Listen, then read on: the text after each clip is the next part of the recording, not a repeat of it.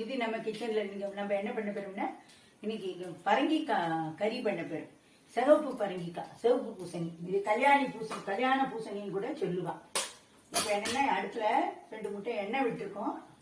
நீங்க கடலை எண்ணெய் விட்டுக்கலாம், நல்லெண்ணெய் விட்டுக்கலாம். நான் சன்ஃபிளவர் ஆயில் கடலை எண்ணெய் விட்டுருக்கேன். இப்ப 2 கடுகு தாளிக்கணும். கடுகு வெடிச்சோடனே இதுக்கு என்னென்ன தேவைன்னா எண்ணெய், கடுகு, வெளுத்தம்பருப்பு, மிளகாய்த்தூள், கருவேப்பிலை, தேங்காய், சர்க்கரை, பரங்கிக்காய் வேக வச்சு வச்சுக்கணும். இதுக்கு அவ்வளோதான் போடணும். இந்த கறி திரிச்சாப்புல இருக்கும், எல்லா குழந்தைகளும் விரும்பி சாப்பிடுவோம். இப்போ நம்ம 2 உளுத்தம்பருப்பை போட்டுட்டோம். இது 2 மிளகாய்த்தூள் போட்டாச்சு, 2 கருவேப்பிலையும் போட்டாச்சு. கருவேப்பிலை பொரிஞ்சு உளுத்தம்பருப்பு சவக்கணும்.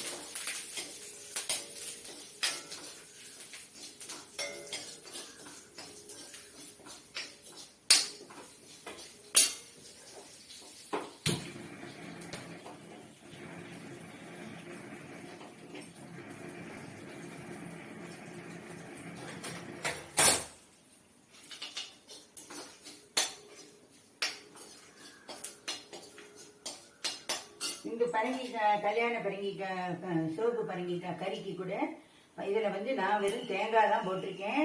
நீங்கள் பருப்பு போடணும் அப்படின்னு நினச்சோன்னா தோரம் பருப்பு எல்லாம் நெத்தாக வேக வச்சு அதை வடிகட்டி அதையும் இதில் போட்டு இந்தமாரி ஒரு பெரட்டி எடுக்கலாம். அது ஒரு டேஸ்டாக இருக்கும். இப்போ உளுத்தம்பருப்பு சவந்துட்டு கருவேப்பிலையும் பொரிஞ்சுட்டு இப்போ நான் என்ன பண்ணுறேன், இந்த வேக வச்சிருக்கிற பரங்கிக்காயை இது கூட போடுறேன். இந்த மாதிரி வடிகட்டில் ஸ்டீம் குக் பண்ணினேன்னா உங்களுக்கு நல்லா வரும், பொரிச்சுக்கு ரொம்பவும் நல்லது. இப்போ 2 உப்பை இது கூட போடுறோம். இதுக்கு தேவையான 2 ஸ்பூன் சர்க்கரையை போடணும். வெல்லம் கூட போடலாம். இதில் வெல்லம் போட்டால் அது ஒரு டேஸ்ட்டாக இருக்கும், சர்க்கரை போட்டால் அது ஒரு டேஸ்ட்டாக இருக்கும். இது ரொம்ப பெரட்டக்கூடாது, ஒரே ஒரு விசில் வச்சு தான் எடுத்துடணும்.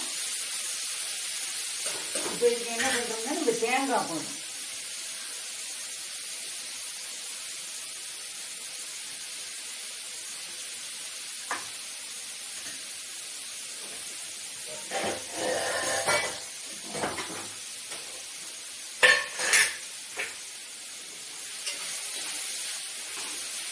தேவைப்படுமா இதில் வேணால் ஒரு 1/4 ஸ்பூன் மிளகாத்தூள் வதக்கி போட்டு கோழிமை போட்டுட்டு சேர்த்துக்கலாம். அவ்வளோதான், இது முடிஞ்சுடுச்சு.